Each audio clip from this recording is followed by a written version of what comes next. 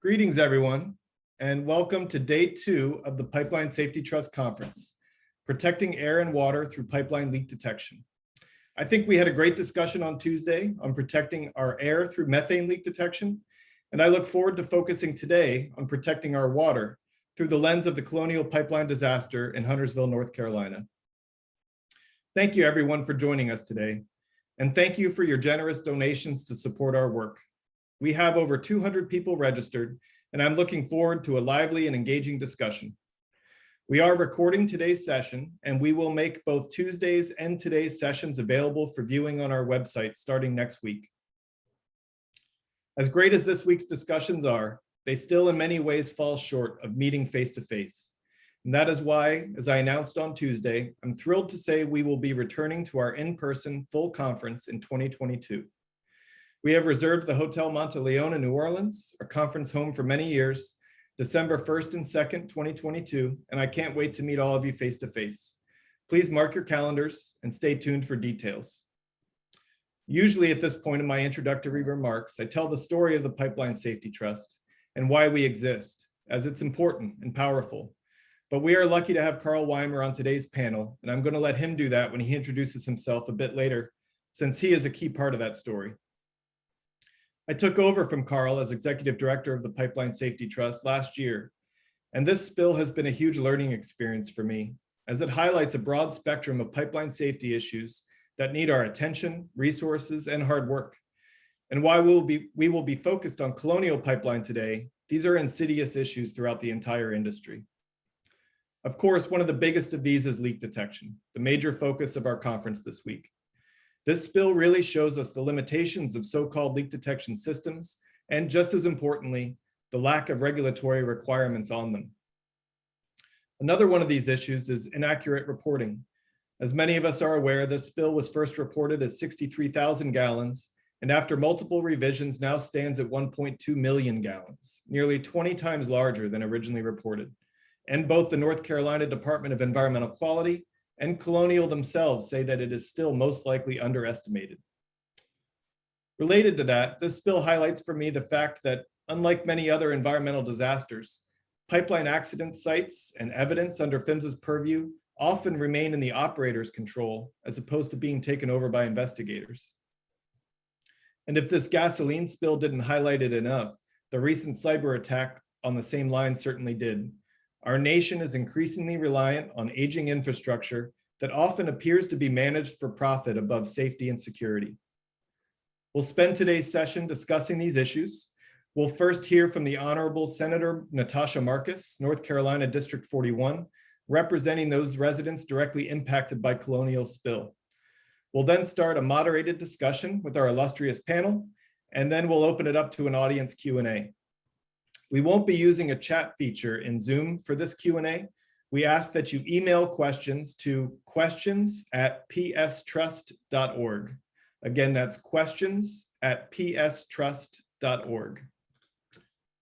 First up, we have today's keynote speaker, the Honorable Senator Natasha Marcus. Senator Marcus has been a fierce public and environmental advocate and has turned that passion towards pipeline safety since this spill affected her community. We are thrilled she is able to join us during this busy legislative session. Welcome, Senator Marcus. Well, thank you, Bill. Hello, everyone. I see we have over 100 participants today, so that's wonderful. I am Senator Natasha Marcus. I represent parts of Charlotte and Mecklenburg County in the North Carolina Senate, and I really appreciate your invitation to be part of your discussion today about pipeline safety and this leak in Huntersville. I am a longtime and passionate advocate for environmental protections and green energy, but I have to admit that I never gave much thought to the gasoline pipelines running underground through my district. That is not until tragedy struck close to home last August. Well, my eyes are wide open now, as are the eyes of many of the people in my district who now live near the largest gasoline pipeline leak in North Carolina history. It's also the largest in the entire country since at least 1968. It's huge. The leak was discovered in Mecklenburg County within a nature preserve on land that was donated by a local family years ago. At first, Colonial Pipeline, who owns and operates the pipeline, reported that only a few thousand gallons, I believe they said about 11,000 was their first estimate, Bill, and that they said that only about 11,000 of gallons had seeped into the soil, but over time, they had to admit that the situation is much worse than that. The company also had to admit that the gasoline had been leaking for an unknown amount of time, and critically, that their monitoring system never detected the problem. By current estimates, at least 1.2 million gallons of gasoline were released into the soil and groundwater by a leak in this 40-year-old pipe. Colonial Pipeline didn't know it was leaking. They found out only because two local teenagers happened to be riding their ATVs in the area, and they noticed gasoline bubbling up from the ground, and they alerted first responders. The kids found what the giant pipeline company did not. We wonder how much worse the situation would have been if those young men hadn't happened upon the mess and reported it. They are local heroes now. But despite their action, the gasoline had already been seeping in the soil and in the shallow groundwater for what we guess is a long time. The impacted area is about 1,500 feet radius. And while we don't believe the gasoline has traveled beyond that radius, we don't know for sure yet. The North Carolina Department of Environmental Quality estimates that cleanup and restoration will take years, and the area where the spill occurred will never be the same. NCDEQ has issued notices of violation and continuing violation to the company and is pushing them to meet deadlines and file updated reports. And in the meantime, residents who I represent near the nature preserve have been displaced, inconvenienced, and negatively impacted in other ways by the gasoline near their homes, fearing it could impact their well water. Some homeowners' wells have been capped due to the threat of free product. Some homes are uninhabitable now and have been purchased by Colonial Pipeline. Currently, there are 66 recovery wells, 99 monitoring wells, 89 of those are shallow monitoring wells, and 10 are deep or bedrock monitoring wells. There are 56 hydraulic control wells and 25 air sparges at the site.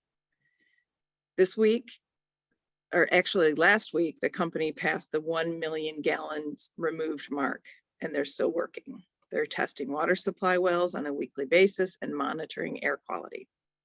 The noise and the disruption in this area created by the equipment and the manpower that's on site 24/7 has dramatically transformed this quiet nature preserve and nearby residential area. The full extent of the environmental damage is not yet known. In fact, most recently, gasoline was detected even deeper underground than originally thought using optical image profiling, which means that the estimate of 1.2 million gallons will be going up once again, and cleanup will take even longer. The harm caused to our environment and the residents of North Carolina is immense and unacceptable. This particular pipeline runs from Texas to New York. It's the largest pipeline system for refined oil products in the United States. It's the same, as Bill mentioned, the same pipeline that's impacted by the cybersecurity attack that is now causing gasoline shortages along the East Coast. Here in North Carolina, there's still a problem getting gas in many places. Of course, until we can move away from gasoline powered cars, we are going to be faced with the issues posed by these old pipes. Our current environmental safety laws failed us in this case.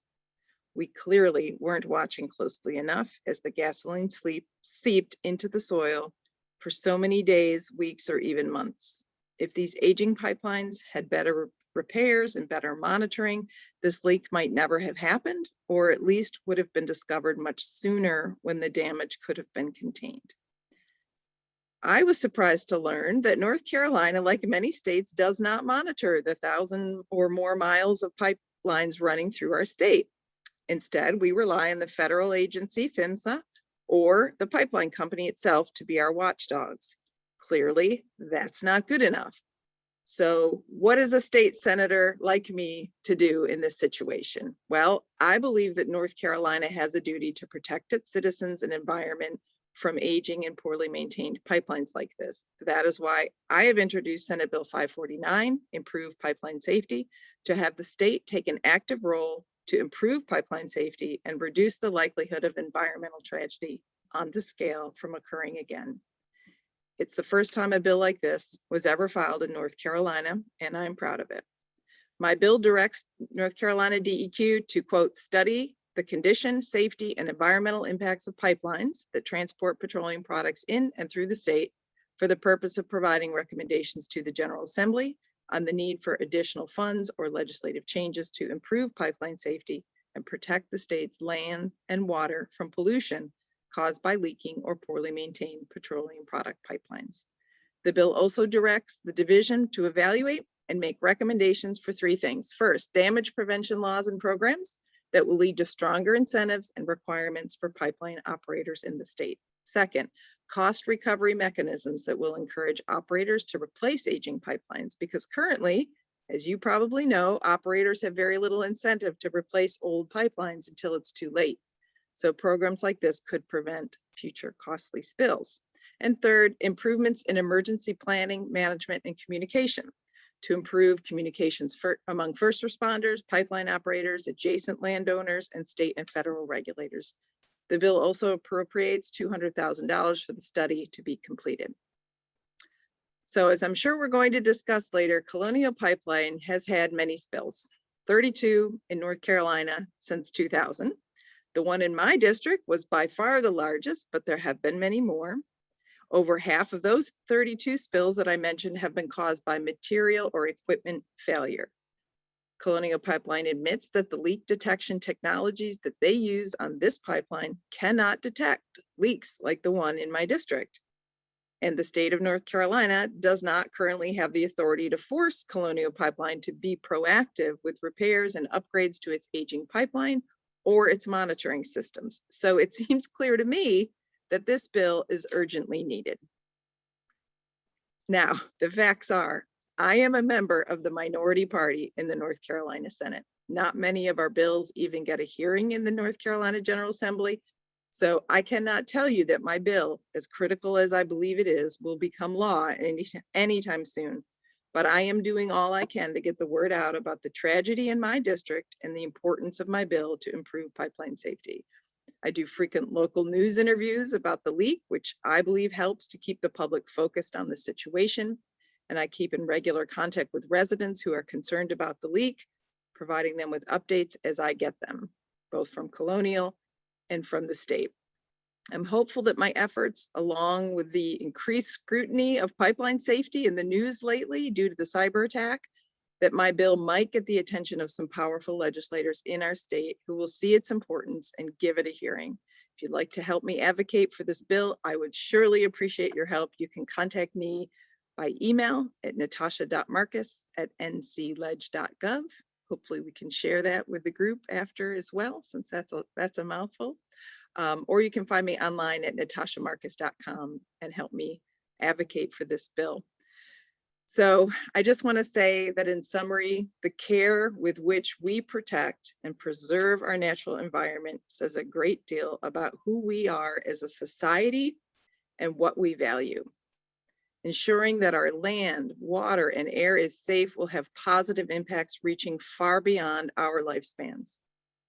So for our lives and for the lives of our children and grandchildren, it is essential that we have smart, efficient, and comprehensive environmental safety legislation. I thank you again for your work and for letting me be part of your event today. Thank you so much. Thank you, Senator Marcus, for your work on pipeline safety and for that powerful call to action. Next, I'd like to introduce, in no particular order, our guests who will join Senator Marcus on our panel today. I've asked each member to give us a brief introduction.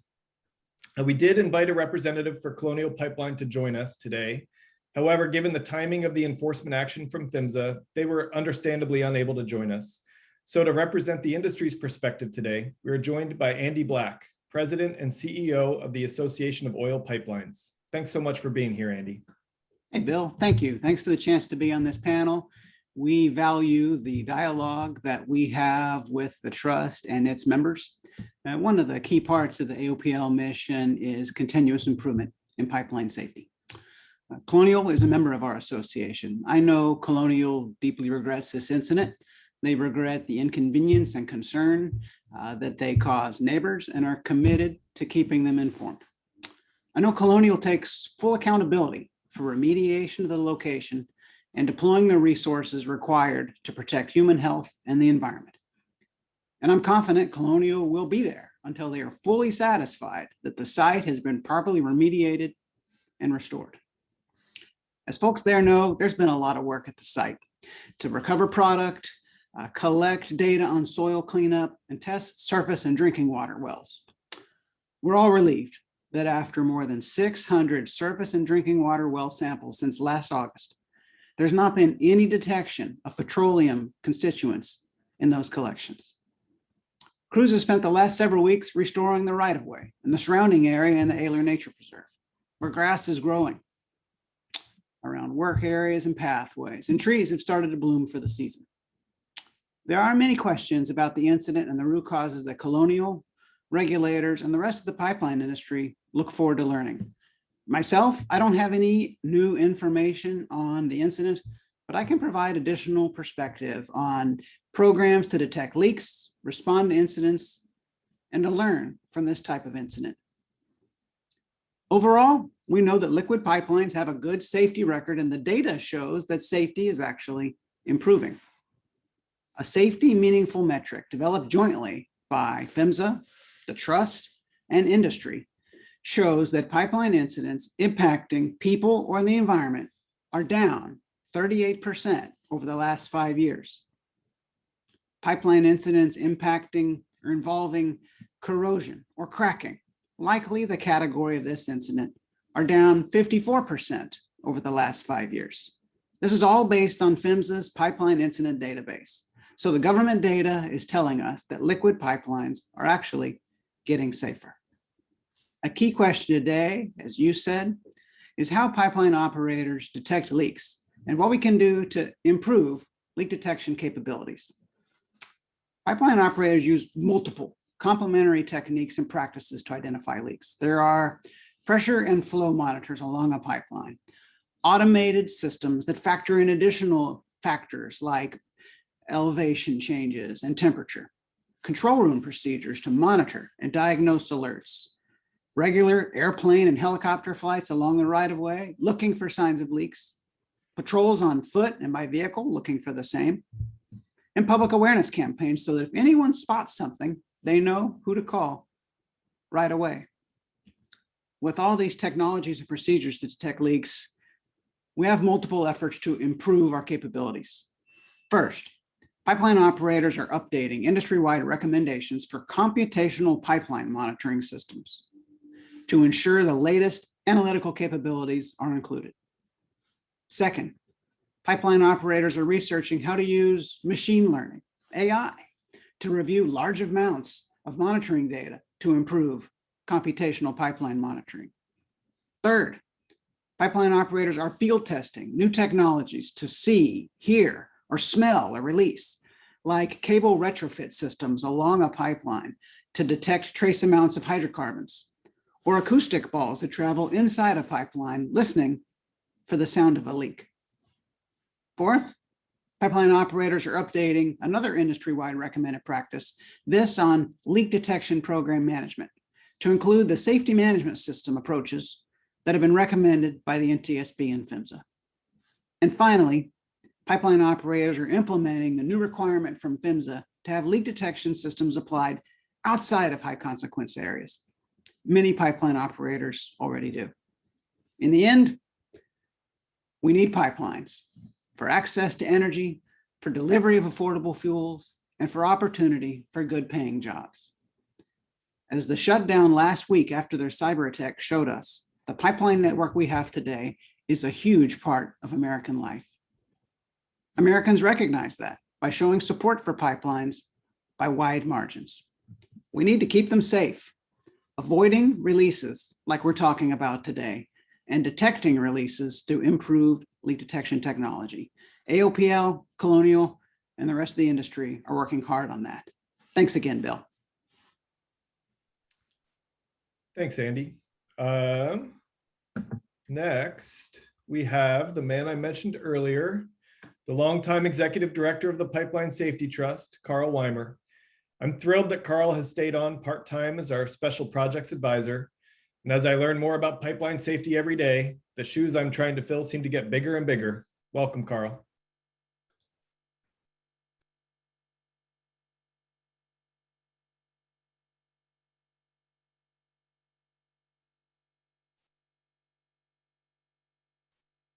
All right. Good morning or afternoon, depending where you're at. Thanks, Bill. Bill wanted me to tell a little bit of the story to provide some context for where the Pipeline Safety Trust came from. And as I was listening to Senator Marcus, I realized we came from an incident very similar to what she was describing. It was a summer day in 1999, over 20 years ago. It was a beautiful summer day here in Bellingham, Washington, up near the Canadian border in Washington State. We have a gem of a park right in the middle of our city, Whatcom Falls Park. It's one of those iconic Northwest places with huge trees, big ferns, a salmon stream running through the middle with waterfalls. People get engaged and married there, and kids play in the waterfalls in the creek all summer long. That's the way it looked on June 10th, 1999, until about 4 o'clock in the afternoon, when a pipeline that ran through the park ruptured and dumped almost 250,000 gallons of gasoline into that salmon stream. The gasoline flowed almost 2 miles down the stream before it found an ignition point and blew up, igniting up and down the stream, killing 3 young men that were in the park at the time, destroying a number of homes, and killing every living thing all the way to where the stream dumps into the ocean. That's how I found out about pipelines. That's how the city of Bellingham found out about pipelines. And like many communities, we hadn't really thought about pipelines, and were in for a rude awakening when we started investigating how they were operated and overseen. The parents who lost their children that day went to bat for the idea of creating a nonprofit to keep an eye on the pipeline industry. As the U.S. Justice Department investigated that incident, which went criminal, they were so aghast at the way that pipeline company had operated that pipeline, and equally aghast at the way that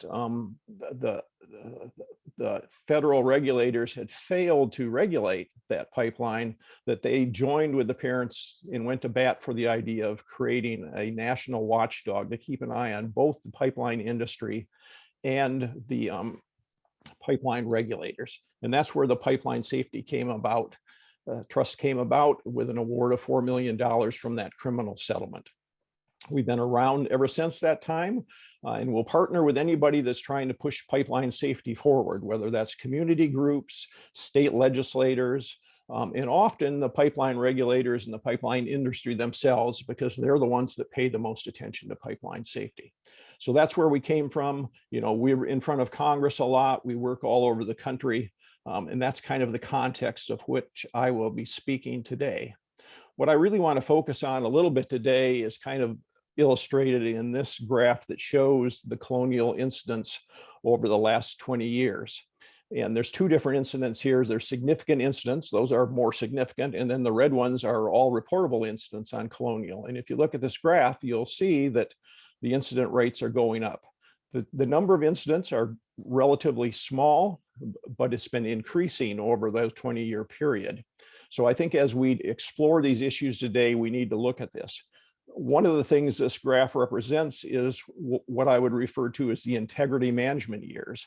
Back in about 2001, 2002, Congress pushed for and PHMSA adopted rules on integrity management, which required individual companies like Colonial to really assess the risks on their pipeline, do studies, run smart pigs, internal inspection devices on those pipelines to find any flaws in the pipelines, and then fix and mitigate those flaws. At the time, it was heralded as this is going to be what really turns the incident rates around and starts decreasing incidents. Well, you can see that hasn't worked very well for Colonial. About 2010, because of a huge incident in California, San Bruno, that destroyed most of a neighborhood on a natural gas pipeline, there was increased emphasis on reviewing records and making sure that companies had verifiable records so they knew what the pipelines they had in the ground, what shape they were in, and knew all those different parts. That was about 2010. And you can see even after that emphasis, the incident rates continue to increase on Colonial. And then about 5-6 years ago, the industry and PHMSA worked together to adopt a new voluntary safety management system regime, which they also have heralded as, being the way to start decreasing the number of incidents. And there is perhaps some good news in this graph, because over that period of time, the number of incidents on Colonial and the number of incidents that Andy was talking about industry-wide have declined some. But overall, in the last 20 years, there's still an increasing incident rates, and everybody agrees we're trying to get to zero, and we seem to be going to the wrong direction. So as we discuss these issues today on leak detection, records, reporting, all those things, I just wanted to provide that context for how the industry says pipelines are safe, and that's absolutely true compared to most everything. But to some degree, the incident rates are still rising for some companies and going the wrong direction. And I think I'll leave it at that, and we can get the discussion started after the rest of the speakers have their chance. Thank you.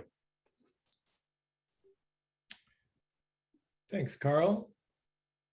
Next, we have Linda Daugherty, the Deputy Associate Administrator for Field Operations at PHMSA. I was a panelist a couple weeks ago, and Linda was the moderator, and so now I get to return the favor. Welcome, Linda. Thank you, Bill. Thank you very much. And good morning or good afternoon, wherever you may be in the country. And, I want to thank you, Bill and Carl and all the panelists for engaging on this topic. I think it's important, and I think it's shown by people's attention.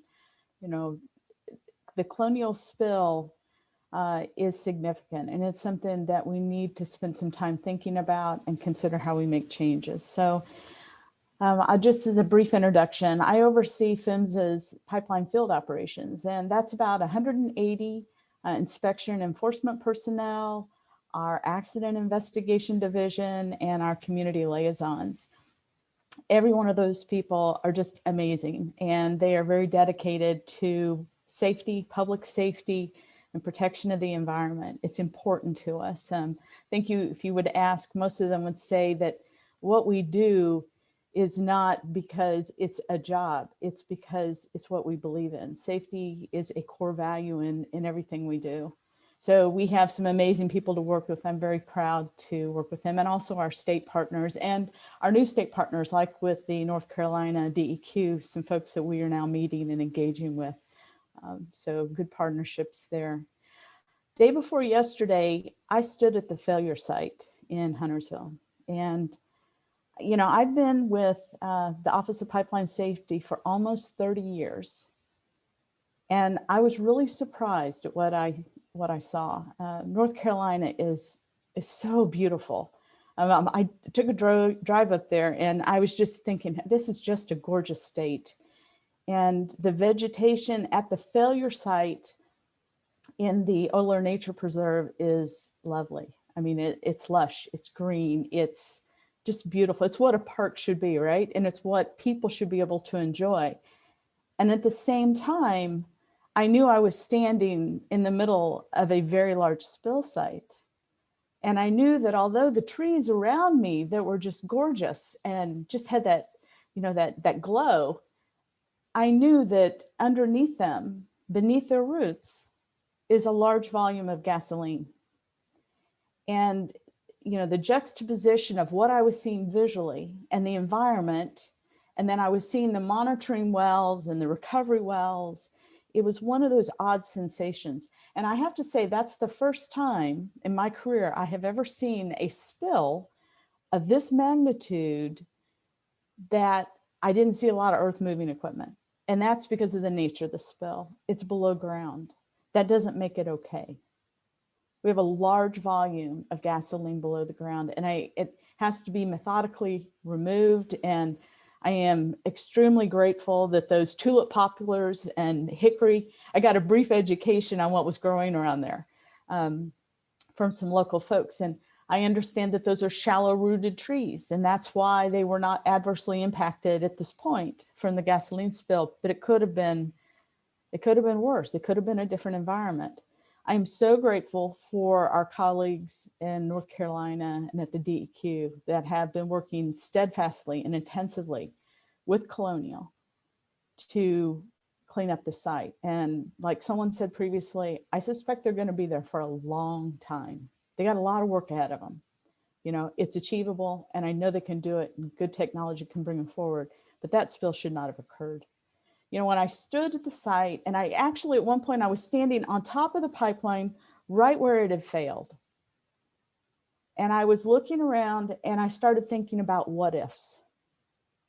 And this is where, you know, my history, I've been, unfortunately, just because of the nature of my job, I've been at accident sites. I've been at some pretty tough ones. And I think about, you know, what if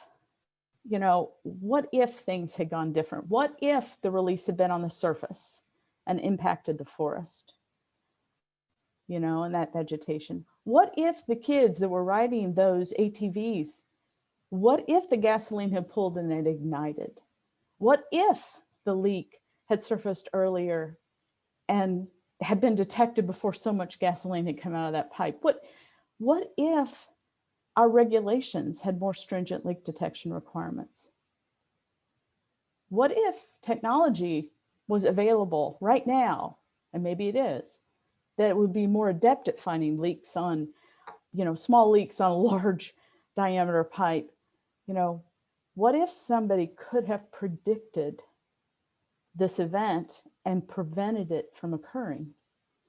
And so all these things are running through my mind, and I'm thinking about the company's responsibility, and I'm thinking about the regulators' responsibilities, thinking about the huge job ahead of the folks that are going to remediate. And I pause and I think about, you know, today we're talking a lot about detecting and responding to leaks, but I think it's important that you also think about the preventative side of the equation. You know, we have decades of hard lessons, very hard lessons. One of the most difficult and yet immensely important lessons we learned from was the tragedy at Bellingham. And Carl, I thank you for reviewing that, because I think it needs to be one of those, you know, the Bellingham tragedy, the Carlsbad, Kalamazoo, I could roll off incidents. We need to learn from them. But Bellingham was a sea change. It really was one of those times where things had to change. And they did. You know, the change was in the form of integrity management, which Carl mentioned, and yet we're here 20 years later. And while overall improvements are gained, while more anomalies are removed from pipe, you know, because those pipelines are aging, right? And they're exposed to more threats. We're here 20 years later, and we still are having integrity failures. And it's frustrating because we need to figure out how to get ahead of these and prevent them. And both as, you know, company responsibility, but also as regulators, we need to work together and try to figure this out. And, you know, I'm not discounting the role of the public here. The advocacy groups, you're the ones that keep us on our toes and hold us accountable. And that's important and it's critical. And you should call us to account when we don't do our jobs and when we don't deliver. You know, one of the tenets of highly reliable organizations, it's HRO, is a constant state of unease. Or in other words, a preoccupation with failure. You're always looking and wondering what could happen next. You never rest on your laurels, and you always are thinking ahead. What could happen? What might happen? You know, Carl mentioned, and I'm using a lot of references to what Carl said because we've had many conversations over the years, and he knows our program and our focus quite well. And Bill, welcome to the group, because, you know, we'll be developing that communication and understanding, you know, in your years of leadership. But I am a strong supporter of safety management systems and believe that they can help us change the way we think about complex challenges. We need to change the way we think about information from being reactive or even proactive to predictive. We need to start looking at things that happen and say, oh yeah, we'll learn from that. We'll fix that particular item so that particular issue won't happen in the future. Yes, we need to do that. But we've also got to get ahead of things. We've got to say, these are the facts I have here. What can I reasonably predict could happen? And then interweave that information. We need to look forward to what we might reasonably expect to happen. Aging infrastructure, different situations, and integrate that information and predict where bad things might occur and get ahead of them. If we apply a predictive mindset to a robust integrity management program, perhaps we can once again make a very positive, significant step change in safety. I believe it's possible, and I have hope. And I look forward to our discussion today. I think we'll touch on many interesting topics, but I just want to say thank you, Bill, and thank you for everyone that's on this call, because you are doing your part to lean forward into making us all safer, our environment, and helping us all to get better. So with that, thank you, Bill. I'll turn it back over to you. Oh, thank you, Linda. Next, we have Mike Sorahan, reporter for E&E News. I have been really impressed with Mike's reporting on this spill since the beginning, and also just on pipeline safety in general. There's not a lot of reporters out there that really get pipeline safety, and Mike is one of those. So welcome, Mike. Oh, you're on mute, Mike. All right, thank you, Bill, and thank you for the kind words and the checks in the mail. So yes, I'm the reporter on the panel, and the other somewhat unique thing I have to offer is that, I guess, like Senator Marcus and Mr. Randolph later, I live very close. I live reasonably close to the Colonial Pipeline. I work remotely from Winston-Salem, North Carolina, and we're one county over from Colonial's biggest tank farm in Greensboro, and about 70 miles from Huntersville, the Charlotte suburb where the leak occurred. It was a while before I started writing about this leak. It took till it was a million, until the announcement that there was 1 million gallons that it leaked. But there had been stories about it before that, and one of the things that had confused me was I couldn't quite tell if this was kind of out in the country or in the suburbs. I knew Huntersville is a fast-growing suburb. A lot of Charlotte, doesn't look like stereotypical what you think of with Andy Griffith in the South. It's a big suburb, and it looks like American suburbia. So was it country or suburbs? And the reality is it's both. The area around the spill is both. It's really almost right on the border or the boundary of suburbs versus sort of more rural North Carolina. If you drive in and follow Google directions like I do, you come in on 77, you get off on a road that is Huntersville Concord Road, and that's an important road in this understanding where this thing is. And you drive in and you go, right off the interstate, you get strip malls and grocery stores and gas stations, and then you pass kind of a updated but kind of old-fashioned Main Street, and I think City Hall is right there. And then you kind of get to the past that, you get to kind of the homes that you see just on the outskirts of Main Street in a small southern town, this is not anymore, but it once was. And then you make a hard left turn, and pretty soon you are in the subdivisions, and you are driving past Vermilion and Walden and very nicely manicured entrance signs and things like that. And then almost suddenly you are back in rural North Carolina. This is where the lots get bigger, the land's been in families for generations. Now you might miss that transition if you're looking at this, what looks like a construction site that you're driving past. And that's the work site. So it's got orange fences, there's trucks and equipment and guys in yellow vests and hard hats and all this work going on. I think it's probably calmed down even since I was there 3 months ago. And I was told then that, you know, it was much smaller than it had been right after that. And that kind of 24/7 operation to, you know, moved in very quickly. And, you know, that's what people were living with. Some in subdivisions, and then, you know, right around there, say around, you know, around the corner is the person I spent a lot of time with, Shannon Miller Ward. You know, and she and her neighbors lived, you know, with you know, big Klieg lights that turn night and the day, the beeping and grinding that drives you nuts. You know, just listening to beeping all day. Shannon grew up there. You know, her uncle lives across the road. I think her sister lives next door. So she's kind of part of the older North Carolina there now. She's a preschool teacher.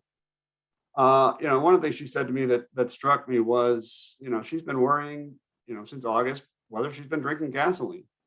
You know, there has been no detection in drinking water, and maybe that feels better now. But you know, it's still a worry, whereas it's not that much of a worry. She's on well water. It's not that much of a worry for the people in the subdivisions on municipal water. There has been an offer to put folks like her on municipal water. You know, those sometimes come with conditions, and she's been wary of those conditions. But so there's a couple things that I took from talking with her that might be of relevance to people in this panel and in this conference. The first was that she feels like Colonial really, you know, all this hassle, all this worry that she's dealt with for the past, where are we at, 6 months now? More, 7 months. All this, you know, is happening because in her mind, Colonial shortchanged maintenance. And I'm sure she would feel the same way about the hack last week. You know, they're having to go through this because Colonial wanted to send more money to its shareholders, or in real, you know, actually its investors. The other thing that kind of challenges the way things are going is she and others were really surprised that Colonial was still running this site.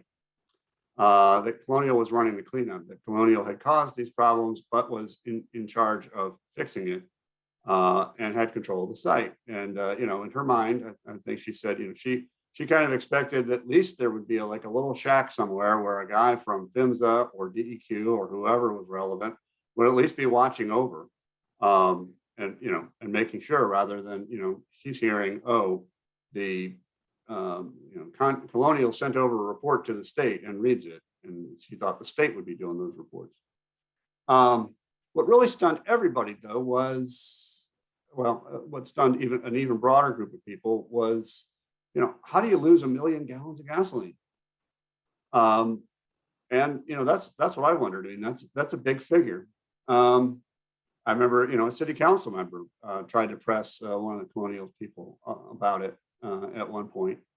And, you know, investigate, you know, digging into that, you know, you start to realize about the massive volumes here. You're talking about a system that delivers 100 million gallons a day. You know, 1 million gallons is a big spill to spill into the environment, but it's, you know, that's $2-3 million worth of gasoline.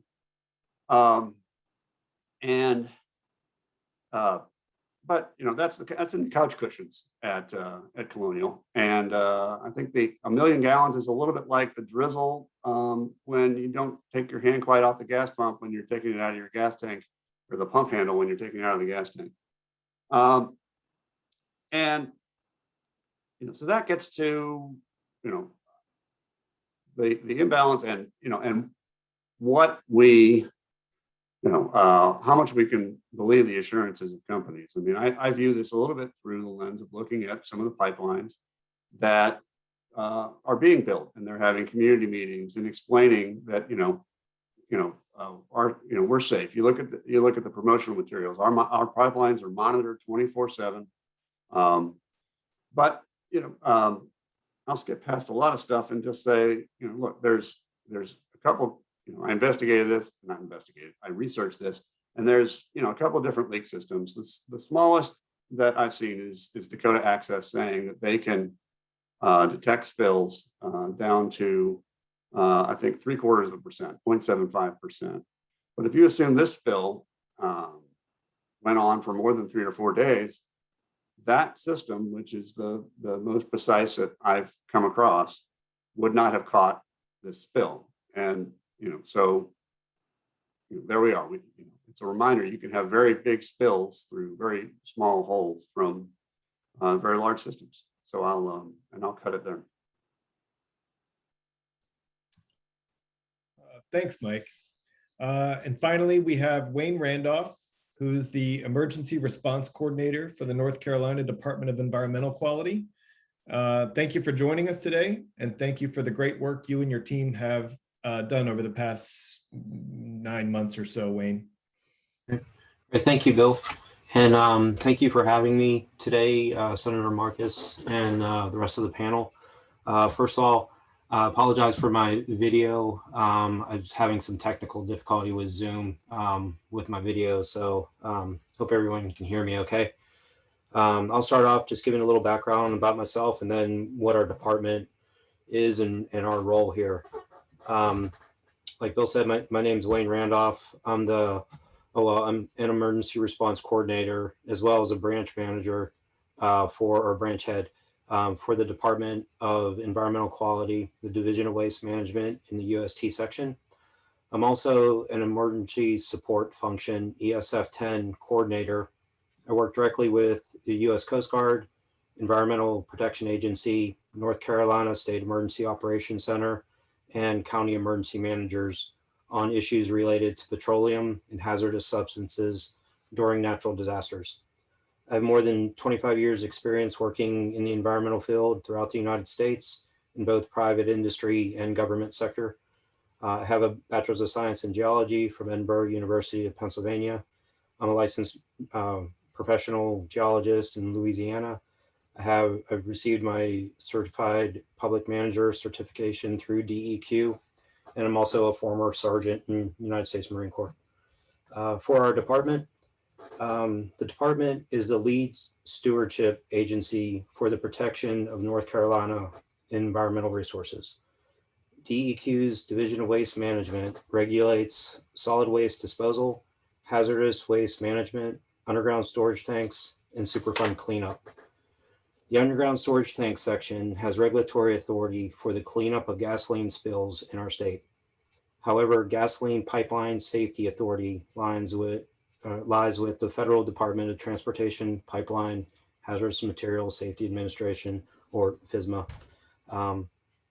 Our role in the gasoline release is a regulatory oversight of the response and remediation. That process begins with emergency response efforts, ensuring public protection to the public health and stopping the leak, followed by the initial abatement, which includes sampling of groundwater and soil and the reporting of those results. Following the initial abatement activities, the responsible party, in this situation it's Colonial, has to complete a comprehensive site assessment, referred to as a CSA, which thoroughly describes the groundwater plume and the soil impacts. The department staff review, comment, and approve these reports. A DEQ approved comprehensive site assessment is required before the responsible party can prepare a corrective action plan. This plan is also known as a CAP or CAP. The CAP will detail what corrective actions need to be applied. Colonial Pipeline must clean up the soil and groundwater to the state standards. The department's underground storage tank section staff monitors, reviews, and analyzes and tracks each step of this cleanup process. Thanks again for having me, and look forward to more questions. Thank you, Bill. Thanks, Wayne. So now we will start our moderated Q&A panel discussion. And the way I want to start this is, given that no one was injured or killed and no drinking water supply to date has been affected, though this spill has contaminated groundwater and stands as one of the largest gasoline spills in history, is the use of the word disaster, as I've used in the title of this webinar, appropriate? Senator Marcus, do you want to start the conversation? I don't know that I have authority to say yes or no on that one word. I would say, I suppose there are a variety of disasters. As I heard Carl talk, I thought, oh my goodness, I guess we should in some ways consider ourselves lucky here in Huntersville that there was no explosion and nobody died. But that doesn't help much to the people who have been so thoroughly displaced and frustrated and concerned about their safety and their ability to enjoy their lives like they used to since this leak happened. So I think to some people, this is absolutely a disaster. It is to me because of the damage done to the environment and the amount of work that it's going to take to clean it up, and the giant red flag that it is showing us about the problems that could happen. I think the next time there will be another leak, obviously, it's unlikely to be in my district. That's why I'm hoping other legislators pay attention and care enough about this, because it's going to happen probably in somebody else's district next time, in someone else's neighborhood, and it could be even a bigger disaster than this one. Thank you. Andy, do you want to answer the question?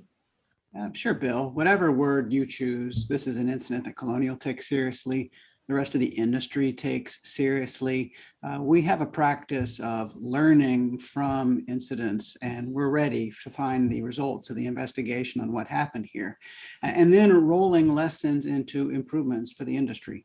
In just the last several years, we've used technical engineering know-how to improve practices for the whole industry on cracking, integrity management, leak detection program management, control room management, energy emergency response, hydro testing, data integration, and what Linda mentioned, safety management systems, holistic ways to improve safety throughout whole organizations. This is something that we take seriously. If there's a lesson from the Huntersville incident for industry to learn from, we're going to spread that. Thanks. I'd love to hear from everybody on this. Who wants to jump in next? Be happy to. This is Linda. So, I think that Senator Marcus's words ring especially true. That to the people in that community, this was a disaster. This was a disaster. It was harmful and impactful. When I step back at it and I look at it and I think, well, the impact of this spill cannot be and should not be undervalued. However, if I look at it through another lens, I would say words matter. And our society tends to overuse strong words. I'm literally starving. Well, not likely, or I am, dying to see this movie. No, you're not really. We tend to use really strong words for effect, but that has the effect of desensitizing us to the appropriate use of them. So I don't know whether I would characterize this event as a disaster. It would definitely be a disaster for the people that were directly impacted on a national scale, on a worldwide scale. When I think of disaster, I think of mass casualties. I think of an endangered species that is lost forever, or a culture or a language that is changed in some way that'll never be restored. So while I can't answer the appropriate application of the word disaster, I would say that your intent in using it was to draw attention and to reinforce that this spill is big and it's ugly. And, PHMSA responded, we issued a safety order for their entire system because it's big and it's ugly and we can't afford to allow this to happen again. We've got to put something in play.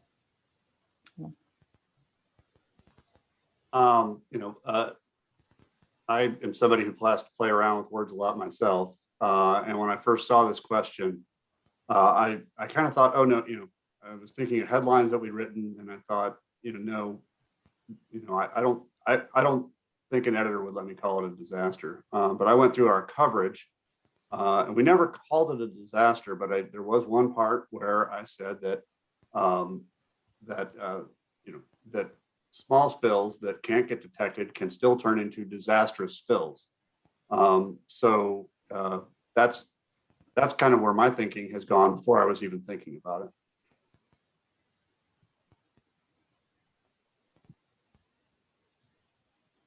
Wayne or Carl? Yeah, to be able to comment on how you want to define it, I really wouldn't be able to speak to that. Linda summed it up pretty well. And we work with, in North Carolina, we have hurricanes, and like Southport was devastated by Isaias, and I wouldn't want to comment on defining definitions. So that's where I would be. Yeah, and I would just say, I think this question was in here because when we put out the program with that word in it, we got some pushback from some within the industry that, oh, was this really a disaster? Which caused some internal discussion even within the trust talking about that. And what it dawned on me is using the word disaster is kind of like talking about the risk of a pipeline spill. It's in the eye of the beholder. So I can't tell you whether it's a disaster. It certainly was a disaster to the people in Huntersville, but it might not have been a disaster on a national or global scale. Personally, I think the use of the word disaster was fine. It impacted a lot of people. If you are losing more than 1 million gallons out of a pipeline where you're not supposed to spill at all, that's a disaster. If you lose $3 million worth of product, $3 million to me is a lot of money. That's a disaster. So it certainly is in the eye of the beholder. I think it's clearly a disaster for the pipeline industry because they've been trying to move forward with voluntary efforts, voluntary regulations. PHMSA was moving forward on rupture detection. They weren't really even looking at leak detection for this type of pipeline. And now all of a sudden you have the state of North Carolina looking at taking over some authority on pipelines. You look at PHMSA moving forward on new regulations on leak detection, hopefully for liquid pipelines. There's more eye on the industry, and for the industry, that's a PR disaster because it doesn't matter if it's Columbia or Colonial that spills or another company, they all get painted with the same brush. So the whole industry is now getting painted with 1 million gallon plus spill in North Carolina. Yeah, thanks for that, everybody. I'll say I do stand by the use of the word disaster. I think for some of the things Linda talked about, there are stronger words for that, tragedy and things like that, that I think should be reserved for loss of life and total endangered species and things like that. But I welcome the discussion, and I've learned a lot from it. So thanks, everybody. Many people have learned a lot about this pipeline over the past year through both this spill and the cyber attack. Its age, its troubling history of leaks and spills, and the nation's dependence on its contents. If this pipeline were built today, how would its construction differ? And can we still trust the integrity of this pipeline? Andy, do you want to start with that? Yeah, sure. Construction processes have evolved. Steel manufacturers now can make steel that's more consistent throughout, strong, not brittle. Welding techniques have improved a bit, so there are fewer or no welding imperfections along the seams. We've learned more about coatings. But the age of a pipeline is not the primary issue. In fact, it was the NTSB chair testifying to Congress who said if a pipeline is adequately inspected and maintained, age is not an issue. We've got lots of older infrastructure out there that when it's well maintained is serving people. Golden Gate Bridge is from the 30s. It's inspected and maintained, and it carries more than 100,000 cars a year. So that the age itself isn't an issue. What matters is that the industry is doing proactive maintenance, proactive inspections to find issues before they become problems, and to try to improve leak detection capabilities so that the tiniest leaks can be detected. We want zero incidents. We want any leak to be detected. That's what we're working towards. Linda, do you want to answer that Yeah. question? I was waiting patiently. So, you know, when I was preparing for the panel, I solicited input from throughout our organization because I wanted our people to weigh in on these issues. And I thought this one was particularly interesting. And the response I got was quite overwhelming. And I can't possibly cover everything that everybody sent to me. It came from our field, it came from our engineering, it came from everybody. But when it boils down, all of that information boiled down to a couple of key things. One was Colonial was built in 1962 prior to the federal safety regulations, right? That, you know, our organization didn't exist at that time. So, you know, I can't verify exactly, you know, how all the details of how it was constructed, but I'm pretty sure that when it was built, the investors put a lot of money into making sure that that pipeline would be built according to the best available industry standards, right? You're going to pay for something of this nature, you're going to make sure that it's, you know, it's a good investment. Well, those industry standards were later incorporated into the federal regulations, and they were the basics, right? So when we look at what has changed between now and then, there's quite a few changes.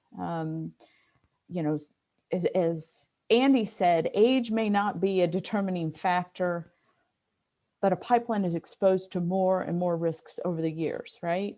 So there are various things. There are things we've learned that we've incorporated into our regulations to update those standards. For example, welding procedures, you know, tests, various tests that you have to do after construction, various tests on the steel, certain types of seams we want to make sure don't go into the pipe. I'm not saying Colonial has that type of seam, but there are various things that we look for during our inspections. And one of the biggest things is if Colonial was built today, we would have federal inspectors and likely state inspectors all over the site. This is something we do a lot of safety oversight. So there would be Colonial, yes, it would probably be built quite a bit different. There would be more quality assurance, quality control. Another thing that's important, and I'm hesitant about getting into the super detailed aspects, technical, but I'm going to take a step into the weeds, and you can yank me out of there if you need to, Bill. That Colonial Pipeline is what we would call a high D/T pipeline, meaning that its diameter is very high compared to its wall thickness. The pipeline itself, the steel wall is strong enough to maintain the pressure of the product going through it. But because it is the diameter is so big and the steel wall is thinner, the steel is tough, but it is thin, it is more prone to dents.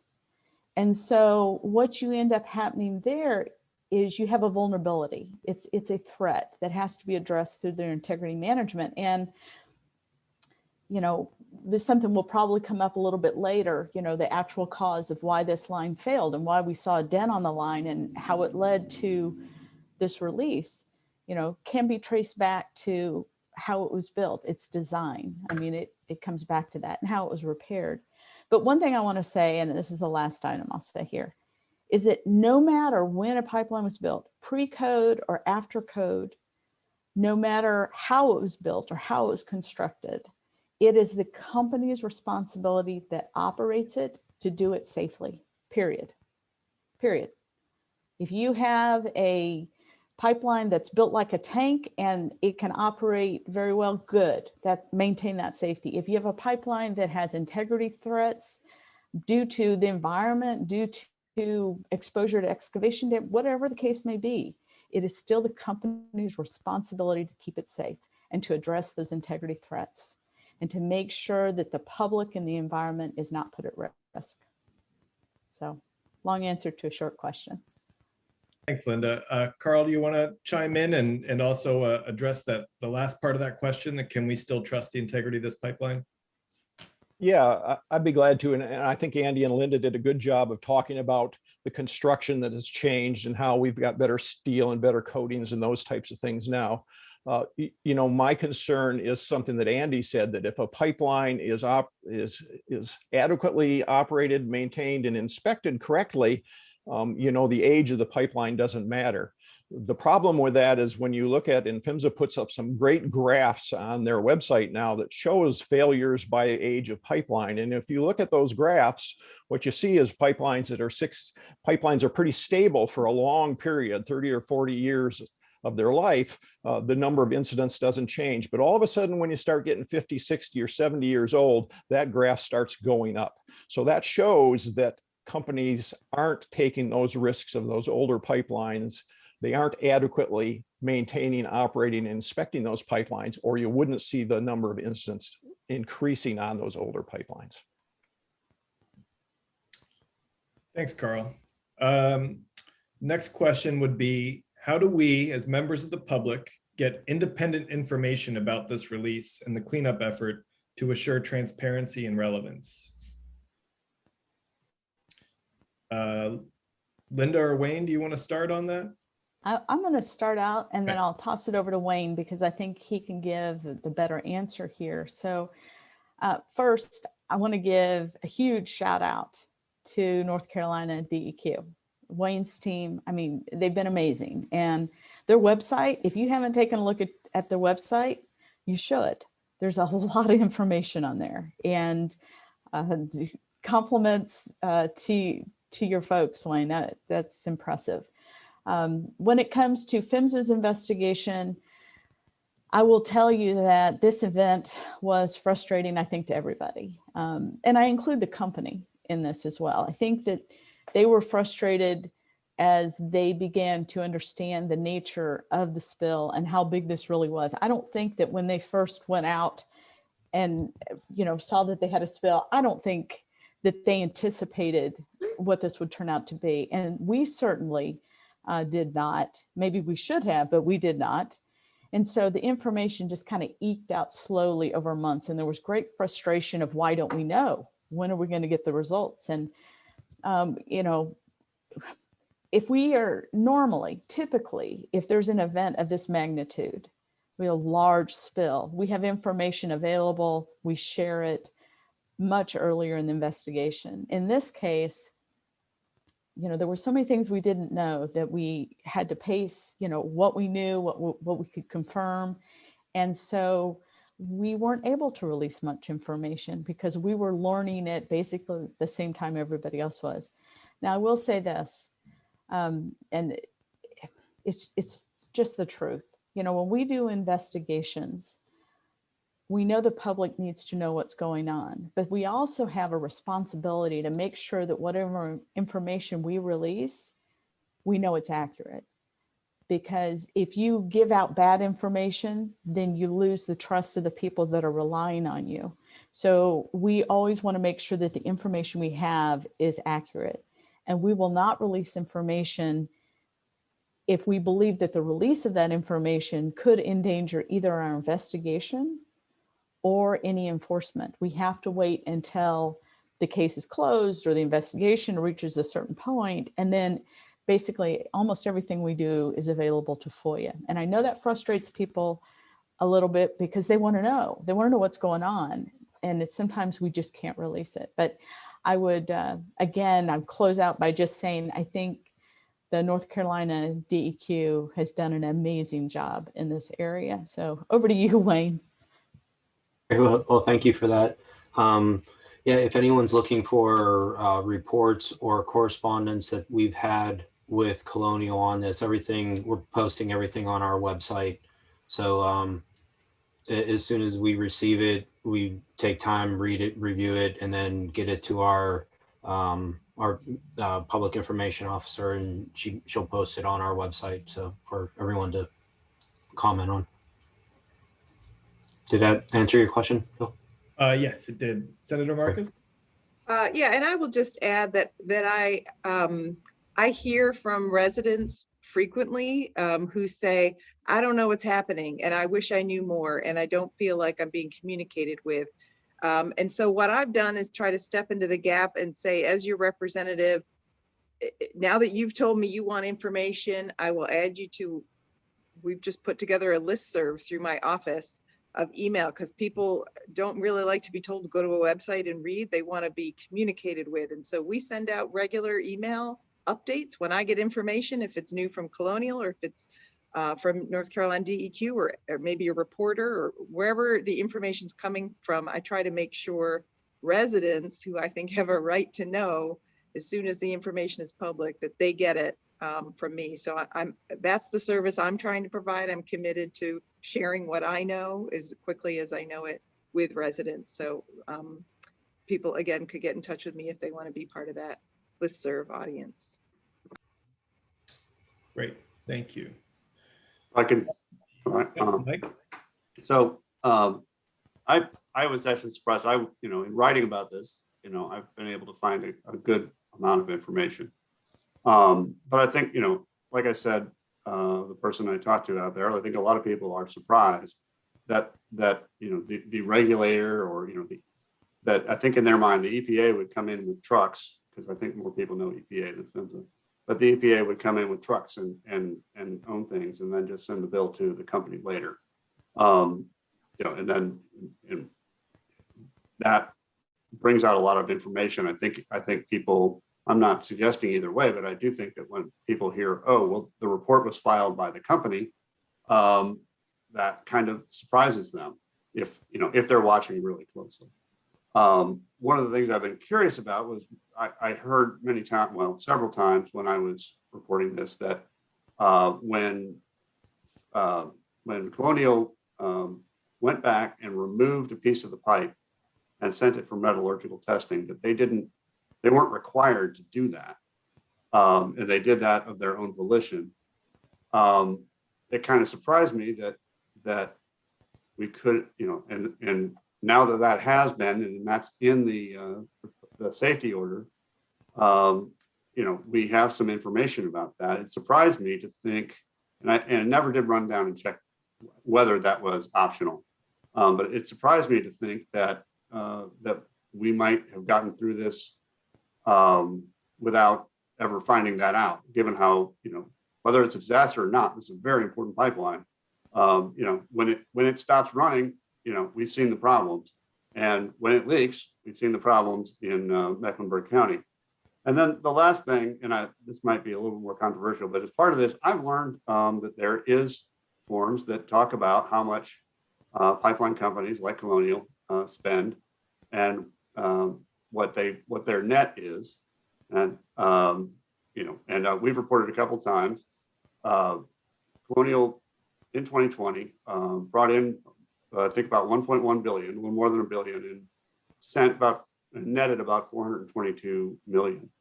And I suspect Andy will tell me that you cannot tell from that how much was spent on maintenance or cybersecurity. And you're right, you can't. What wasn't, because it's 422 million. But I thought, what if, this is just my what if, because I always want more. I always want the government to give me more information and everybody else to give me more information. That is, what if you did put in what you spent on cyber or maintenance? What if, if we could, I know all the problems with this, but it would be interesting if you could see, okay, they spent, the pipeline formerly known as Plantation spent 10% of its gross on this, and you spent 15. Okay, well, you rank better. So there's I'm lobbying. Can you do that, Linda? I cannot. Yeah, thank you, Mike. Those are all really great questions. And when a company is public, the SEC filings offer a lot more information. But a company like this that's private, it is a lot harder to get to that level of information. And we've seen over the last year and over the last week or two how critical this infrastructure is, and should we be leaving all of that private? I think some of Mike's points also bring up something I mentioned in the introduction, And that's what, when the NTSB investigates failures, or the EPA, they take control of the site and the failed pipe segment.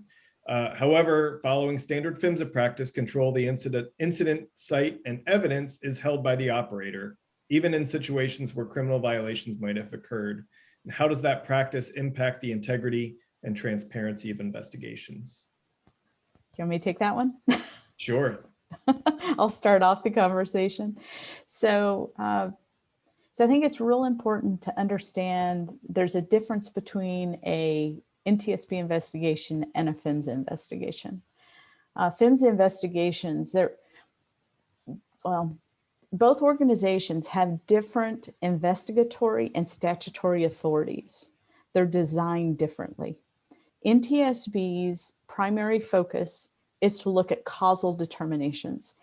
And that can take a long time, very legitimately, because of the analysis. And, we know how long it takes to do a metallurgical analysis, and it can be very detailed, but that's what they focus on. They bring their resources to bear. And NTSB has only been given the resources to investigate only the most serious, the most complex, the most critical events, right? So they don't get to go out on everything. They don't get to go out on as much as we do, and we can't get out on everything. When you look at what our responsibilities are in PHMSA, we have a very different set of things that we have to do. So if we are out at an accident site with NTSB is primary on determining cause, but we still have our statutory responsibilities. If NTSB is not on site, then we also look at cause, but there's a few things that we do. And this, I think, may help explain a little bit about controlling the site and so on and so forth. So our role is, when our people roll on site, the very first thing they must do is they must look around and say, is there a safety hazard here? Are the people, the public, is the company cooperating with the local emergency response officials, the firefighters, the police? Is everybody cooperating? And that's the first thing we do, the immediate site safety. Second is, when we look at the situation, we gather all the data that we can bring to bear. We get a lot of information from the company. We look through all of our data, everything we know about a company, about the pipe, why it may have failed. And we try to make some pretty prompt decisions on, is this a situation where we need to immediately issue a corrective action order because this exact same scenario could be happening in another community, and where we have to immediately issue a corrective action order. And a corrective action order, as I was talking to Rebecca the other day, a corrective action order has a very high bar. And that bar means you have to establish through evidence that there is an immediate threat to people, property, the environment. And it is somewhat narrow in scope. You have to be able to apply that, or you can only apply that CAO to sections in which you can say, I can't have evidence to support that same threat exists right here. And you have to be able to make that determination. The other option is that we have a safety order authority, and the safety order authority is much broader. It's slower, but it's broader. And you will notice that in our safety order, we have put required actions on the entire Colonial system. We didn't say just in these little segments. We have required Colonial to look at their entire leak detection system, throughout the entire system, laterals everywhere. We've required Colonial to look at where this use of a sleeve is anywhere in their system, not just in environmentally sensitive areas, everywhere they have to look. Anyway, I won't go into that detail, but the reason why I mentioned that, those are the first two things we do. And then the third thing we do, and it's down on the list, is that we look for violations. So we look for compliance with our regulations. So safety comes first, immediate safety first, the broader safety second, and then third, we look for compliance with our regulations. And if we get a hint that there's anything criminal, we will definitely pull in our colleagues at the Office of the Inspector General. They have criminal investigative authority. We don't.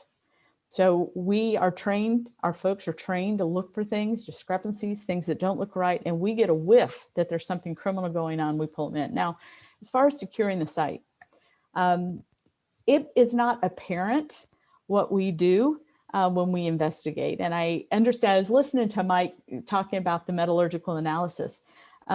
Mike, all along, that was going to happen. We will issue an order in a single day if the company is not proceeding through an independent lab like it needs to happen. In this case, we held off on issuing our safety order because that was going to happen. And we wanted to have the best information from the result of that analysis to better inform our safety order. Anyway, control of the site. Local emergency response officials do a great job. We do not divert our resources to controlling the site.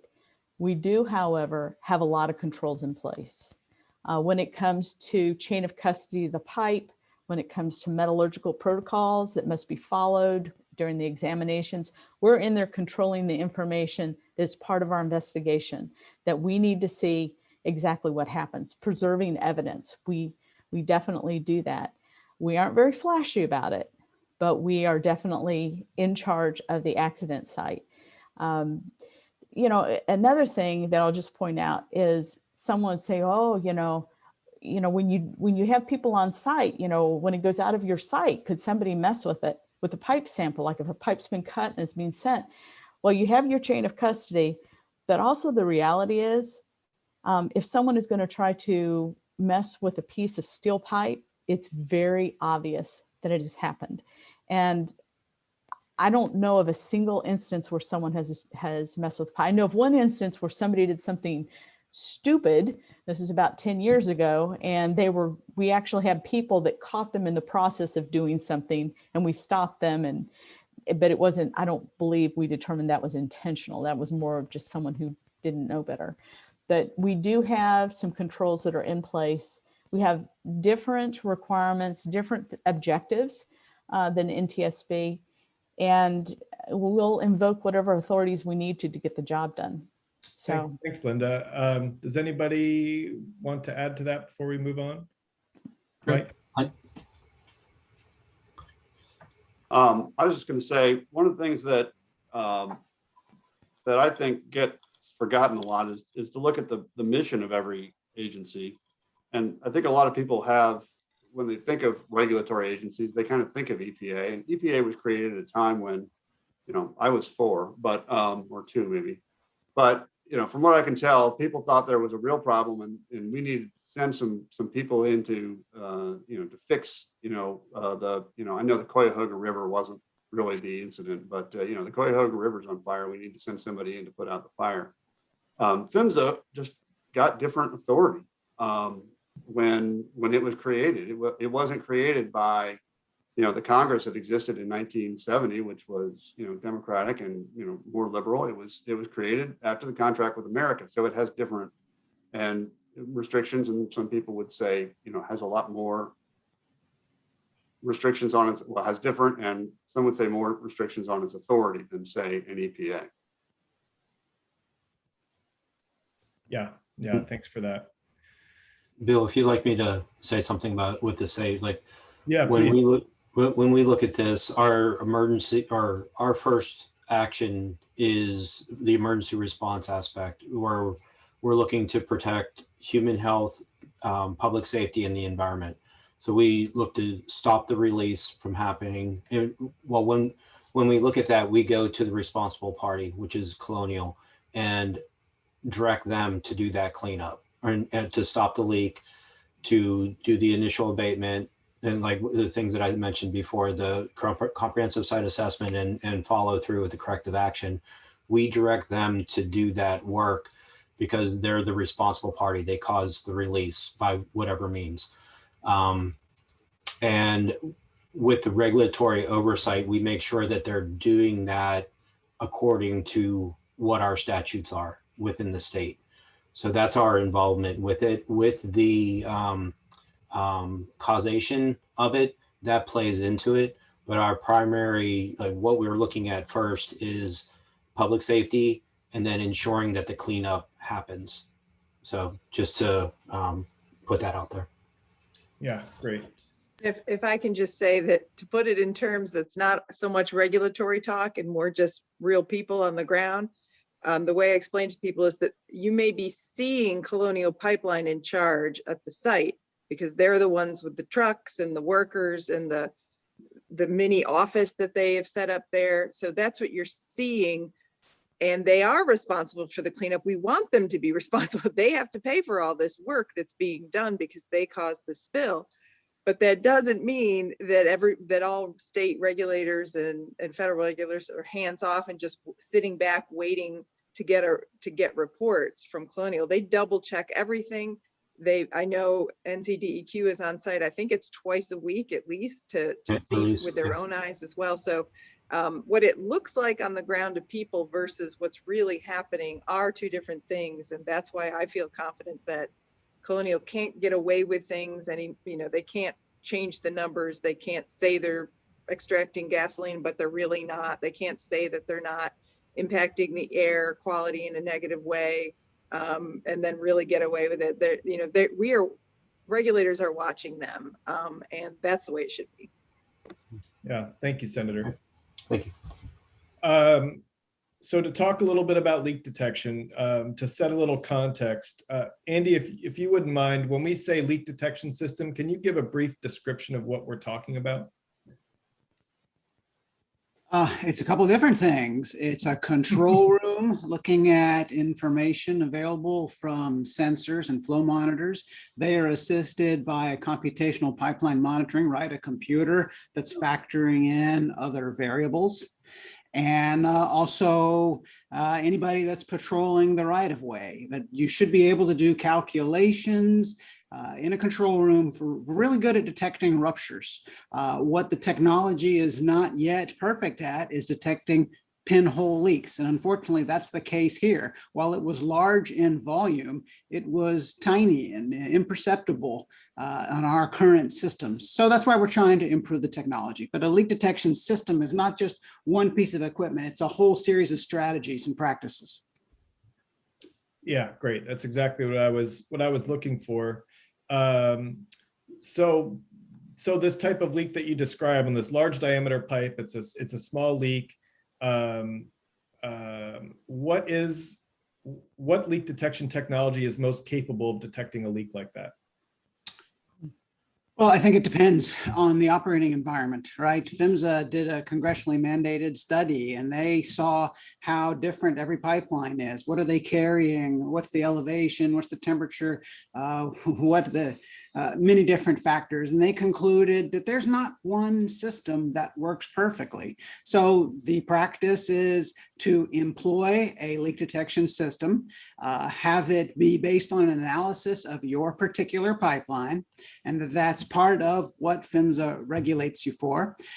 There are general things that all pipeline industry members know they want to get better at: see, smell, hear, computational pipeline monitoring. So we work together to try to update those recommended practices so that the best learnings are spread throughout. So Linda, given the situation Andy's describing of this no one size fits all, do we need minimum performance standards on leak detection systems for hazardous liquids pipelines? Well, that's the $1 million question. By the way, I'm glad you asked him to describe a leak detection system first. And thank you, Andy. I'll tell you what, I think that it's a valid question, Bill. The truth of the matter is that leak detection technology is not where it needs to be. Some companies still rely on over and shorts. Our regulations say you must have a leak detection. You must be able to detect leaks. You have to do a study, and then you have to do a simulation to see whether your leak detection system can catch the leak. But it doesn't right now have those standards that says you have to detect this percentage of a leak. And, a lot of us have been talking about, is that our next step? Is that where we need to go? Because what we hear and what our own studies have said is the technology is emerging, but it's not out there yet. It's not really available. Fiber optic sensing, internal detection, external detection. Internal detection might be through a smart pig that, or not a smart pig, but an acoustic device. It's a device that runs inside and it listens for leaks. External might be, LiDAR, it might be visual detection. It might be fiber optic. It might be, there's so many different possibilities that go beyond the standard over and short or control room, computational monitoring. Maybe the answer is, if you can't get at all leaks to a de minimis level through one type of leak detection, maybe you need to have multiple. And so the question is should it be regulated? I think the question's out on that. And I think that, we have some rulemaking out on the gas side, and we recently had a public workshop where we were looking at technologies, and that just openly, that's driven by some congressional mandates, and pretty robust congressional mandates. And so that's got a lot of emphasis right now. And I think that is breaking new ground, and it's pushing the technology.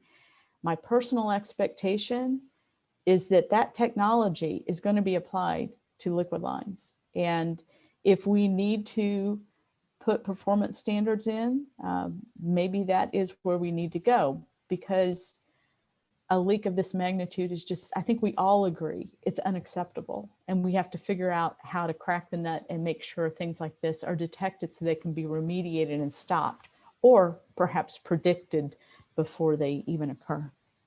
Yeah, Carl, do you want to add on to that?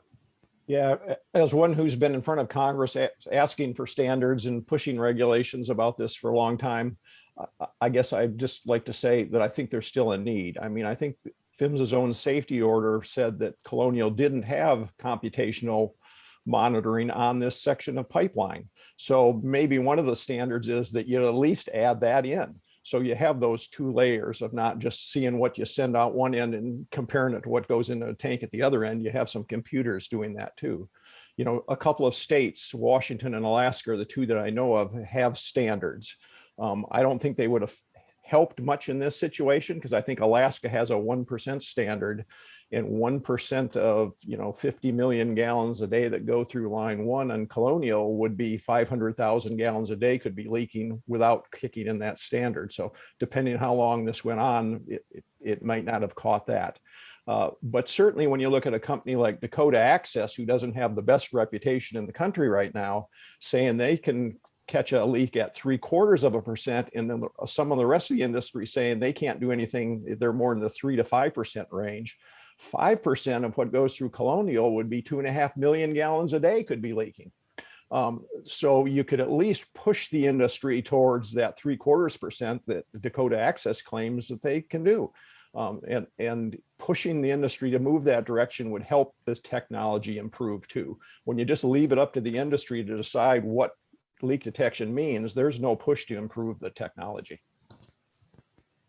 I will say, during reporting of this, Colonial did say they have CPM on some large portion of their system, and CPM is supposed, this is the technology that goes down to 1% and is supposed to be, I don't have the time frame in front of me, but it's in their master plan or whatever to be putting CPM on this line, which I can't remember the number.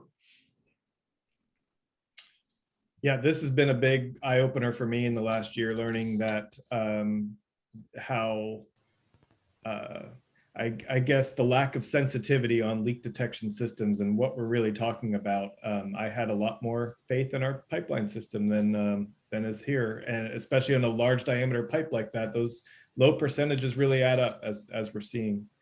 And could I ask Andy, is there some, if money is not an object, is there something that, if you had a 10-mile line that absolutely can't leak, that, that somehow alerts you if something is dripping out of the bottom or something like that? Not that I've heard of, and that's what we want to work towards, right? No company wants to have any release, any small one. A line like Colonial is moving different types of products and different offtakes. That's harder than one long crude line that has just a couple places you put in and it goes to one destination. That's why we've got to field test these. We've got to see what actually works in the field. We have found that the claims of vendors of a whiz-bang technology often won't work in the field. Two that I'll mention that have promise. One is a cable that goes along the pipeline and that sniffs for hydrocarbons. The other, and Linda mentioned this, is the acoustic balls that travel inside the pipeline. They're listening for the telltale sign of a release. And when you talk about regulations, if we were to require a performance standard and the technology still doesn't work, we haven't accomplished the goal. The goal is stopping the leaks from happening and improving the technology. Before we move on to the audience Q&A, I have one last question. And so does the recent cybersecurity breach of Colonial System, combined with their history of accidents and spills, and the accusation of shippers of shorting integrity management, do these speak to a larger issue around company culture on risk? May I go first, Bill? Please. Colonial is not the only company to have a cyber breach. They're just the latest and maybe the most famous. We found government agencies and others in industry outside of energy to have breaches. So that's not a Colonial specific issue. I, like everybody, am looking forward to the results of that. Now let's talk about safety record. Colonial did an independent analysis, asked for an independent analysis of their operations compared to the other 10 largest pipelines. And we looked at the incidents that impact the people and the environment, the metric that we worked on with PHMSA and the trust. That's really the meaningful one about how a pipeline operator is doing. Of those top 10, for the last 10 years that we have full data, Colonial is the second lowest in incidents per mile and the lowest in releases. Now, this incident is bad. We want to learn from it. Colonial accepts full responsibility. I'm not making any excuses from it. I'm not going to talk about what some shipper group alleges, but I know what the data shows about incidents impacting people and the environment. And we've got to learn from that, and we got to learn from the cyber breach. So, if I may, so I think that the question is appropriate. And when you look at overall performance and the impact on the public, when we heard from the senator and from Mike about the very real impact of a release on the public and the community, we all heard in the news, and some of us were directly impacted by the cyber attack. I think the reality is that the cyber attack was a wake-up call for everybody. Yes, there have been prior cyber attacks, ransomware attacks on pipeline facilities, and some of those facilities were smaller and did not get the notice that many do. But I think the public expects a better performance, more transparency, clearer communications, and I think the private sector is going to have to step up its game and work with federal agencies in an area where they may be uncomfortable. You have complex situations like this, and you have to communicate. Now, PHMSA doesn't have cyber authority. There is a nexus between safety and cyber when it comes to control rooms. And I will share with you that last year we did 68 different control room inspections. We have a team that's specially trained. We gave them special training on cyber issues. And during every one of those interactions, we asked to have a discussion with the company about cyber vulnerabilities, about issues. Our whole intent was to raise awareness. We do not have authority to regulate cyber for the pipeline industry. That resides with other agencies and those with deeper expertise. But we knew that we had people in the field and we could have the conversations and just say, have you thought about these things? How is your cyber hygiene? And we had coordinated some of the questions with our colleagues at TSA and with DOE. And when we went to those 68 different companies and we said, we'd like to have a discussion with you, are you willing to talk to us about cyber issues? Roughly half of them said, sure. Half of them said no. So I don't know whether that is reflective of, the resistance of sharing private information with a regulator. I don't know if it is a feeling of, oh, we don't want more regulations in this area. We don't need another regulator looking over our shoulder. I don't know what the genesis is. I hope it is not a false sense of security if we got this under control and we don't need to have a discussion because we know what we're doing. And I'm not saying that's where Colonial was. I'm saying these kind of communications need to happen. And in the future, when you look at cyber, I think that the industry as a whole needs to have much better communications, timely communications with federal agencies and with the public, so they know what's going on and they know that they're going to have gasoline or jet fuel or whatever they need to live their daily life in the upcoming years. We are dependent on these utilities right now until alternative fuels come around and are in play. We are dependent on these pipelines. And so there is a responsibility. We should be able to expect them to meet our needs reliably and responsibly. Carl? Just bouncing off of one thing that Linda said, and I'd like to get her kind of take on this, because I'm surprised that you say you have no responsibility over cybersecurity. If you read the integrity management rule, it says that a company is supposed to look at their risks and they're supposed to assess those risks and mitigate those risks. So if one of the risks is someone can get into your control room and operate your pipeline from somewhere else, that seems like something that PHMSA has some authority over. You know, Carl, this is a very issue that Bill and I were discussing last week or at a previous meeting, the issue of whether cyber is part of integrity management, and it's a valid question. I can tell you historically, I don't know that when you think of cyber, you think of DHS and TSA. You know, they have, Congress gave them very specific authorities over cyber and physical security for the pipeline industry. I mean, that exists. And after 9/11, you know, when DHS was created, that authority shifted deliberately and intentionally to that agency. And so we move into the background.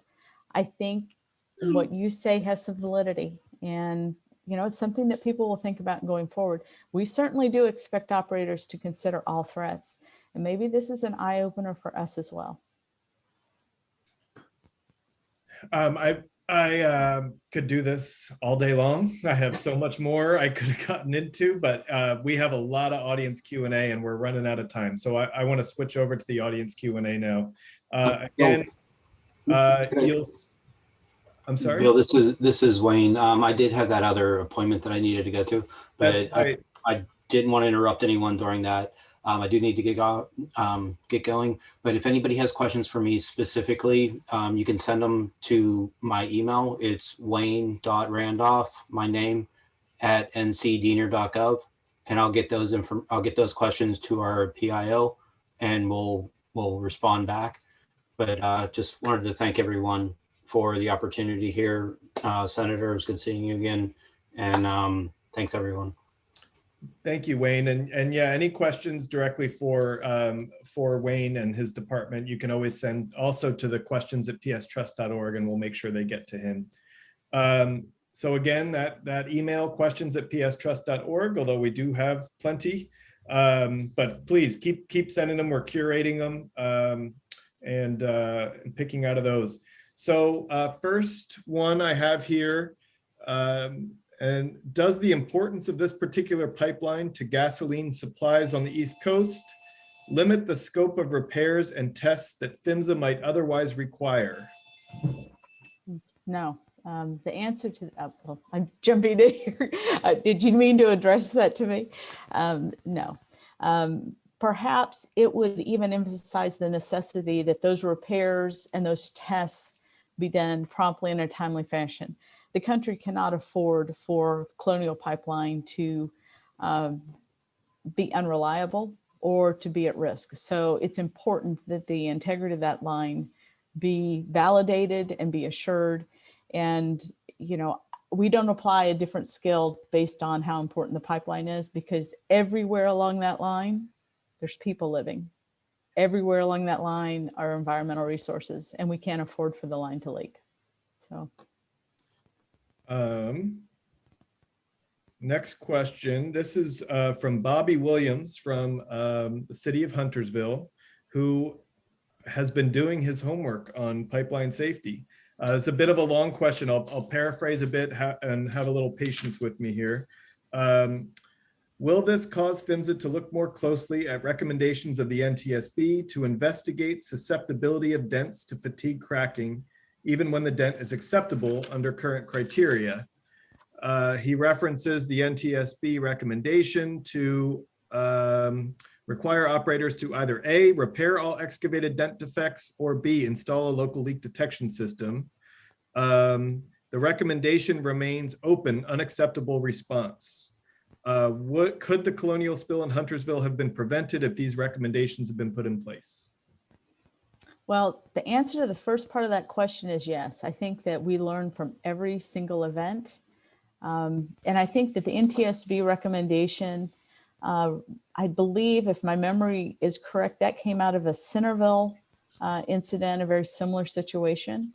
And we know that for pipelines that have high D over T, Colonial Pipeline, they are prone to dents. And if I may take a second to explain the reason why dents are problematical. When you think of a dent on a pipeline, it deforms down, right? It vents into the pipeline. The problem is not the dent itself. It's when that dent re-rounds, and through operating cycles, it cycles back and forth. And then you get a halo around the surface of that dent, which can develop cracks. And so there are different approaches on how you address that. And the challenge is what is the best way to regulatorily prescribe those issues? And NTSB suggested that every dent be excavated everywhere. And it's a challenge to get to that point, to come up with a regulation that would say every dent, no matter how shallow, needs to be excavated. So we're working through those issues. But I think, to Bobby's question, I think that we have to learn from this. And we can't just say, okay, and that was another incident, we move on. I think we have to think about it. What do we need to do different? And specifically, what does Colonial need to do differently? And our safety order does go in that area. Okay. These questions really show how much when residents are impacted by a spill, how they quickly learn a lot about pipeline safety. I'm really impressed by a lot of these questions. I'm sorry, Linda, you're getting a lot of these here. To PHMSA, in your proposed safety order, you asked Colonial for a complete inventory of their type A sleeve repairs and gave them 90 days to produce it. Have you received it yet? Why 90 days? Shouldn't they be able to produce such an inventory almost immediately? Do you plan to ask other companies for the same information? A lot of good questions there. So the first part of it, have we received the list? I don't know. I'd have to ask our region folks. I don't know. I will tell you that one of the reasons why those lists are not just readily available for some companies is if the sleeves were installed a long time ago, prior to the regulations, companies may not have recorded the location of every one of those sleeves. So they may not have a ready list. So it may take them time to go back and cull through internal inspection records and look for that extra layer of steel and locate where they all are. So that's why sometimes it takes time to produce that. As far as us requiring Colonial to identify that list, yes, we did require it. And yes, we're going to ask them, I shouldn't get ahead of myself, but there's an expectation that there will be a plan to address these sleeves, either cutting them out or addressing them in one way or the other. As far as other companies, if we determine that other companies are in similar situations with cracks and dents, then perhaps we may go down that road as well with them. But I can't speak to that until I have specifics in that area. But it's a good question, very good question. We have a question from Aaron Hudson. Personnel that perform maintenance and integrity are almost entirely outsourced and not direct employees of Colonial. It would seem a public goal to have only the most well-trained and qualified personnel working on their system. Beyond existing compliance-driven operator qualification standards for construction personnel, what proactive work is the industry and regulators doing to move from a low bid construction contracting system to best value procurement model? Their shareholders and investors clearly have an incentive to cut costs to drive up profits. Between rate cases, an inherent conflict. Andy, do you want to take that? Yeah, I can start there. Thank you, Aaron, for the question. It might be useful to just review really quickly the integrity management plan requirements that PHMSA has on pipeline operators. In a high consequence area, including this, no less often than every 5 years, a company needs to inspect those lines, typically, especially in liquid pipelines. It's almost always through the inline inspections, right? The smart pigs that travel through the pipeline that gather information. So some of that is done by pipeline operator personnel. Some of that is done by experts in the outside, and I will argue that that's good. People whose only job is to call what they see back to the pipeline operator and to be really good at doing this from years of experience on multiple different pipeline operators. That analysis that happens, that review of data and deciding what you do, is something that PHMSA has the opportunity to inspect any pipeline operator on. So I don't see a low cost mentality here. I see pipeline operators first, of course, wanting to comply with PHMSA requirements on safety and how they execute those integrity management plans. And then second, trying to get better. Linda, I welcome your thoughts on that. Thank you, Andy. So I appreciate the fact that Aaron has done his research. It was Aaron for this question, I believe. Is that right? Yeah. Yeah. Aaron has done his research because he refers to the operator qualification requirement. So for just the folks that may not be familiar, our regulations contain a provision that says that everyone that performs a certain safety task must be qualified to do the task. It doesn't matter whether you are a company employee or you're a contractor. If you have to have evidence, and you can get it different ways, but you must be able to demonstrate that you are qualified to do that job. Now, on the other issue, making sure that the right people are doing their jobs is important. We recently have had discussions with representatives from the Blue-Green Alliance, and they've shown a commitment on issues related to making sure qualified people are out there. The Blue-Green Alliance, for those that are unfamiliar, it would be union and environmental pairing up and working together on pipeline issues in this regard. And, there's a lot of interest in making sure that the people that do the work are well qualified.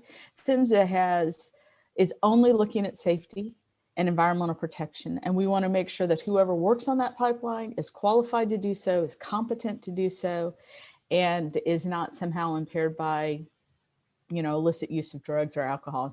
Not to bring that stray hair in here, but it's one of the things that we look at. So. Bill? Yeah.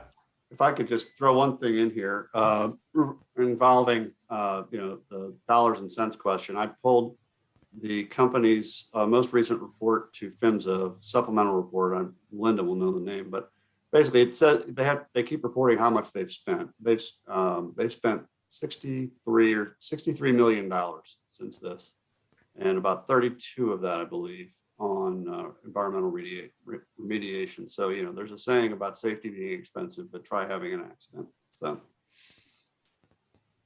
Very good point, Mike, and thank you for sharing that. And if history is a good predictor, I suspect that those expenses are going to go up a lot, because I don't think they're going to be walking away from that site for a long time. And spending on pipeline safety continues to go up around the industry. Yeah.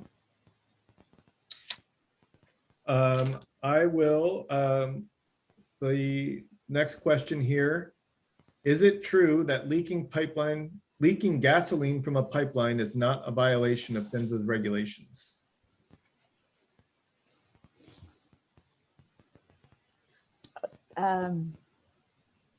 That's an unusual way to phrase it.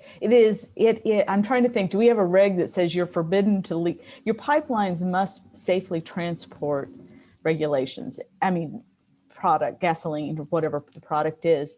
So it would be a violation. We would cite it differently, like failure to maintain integrity, failure to, provide for safety. There would be different ways we would cite it.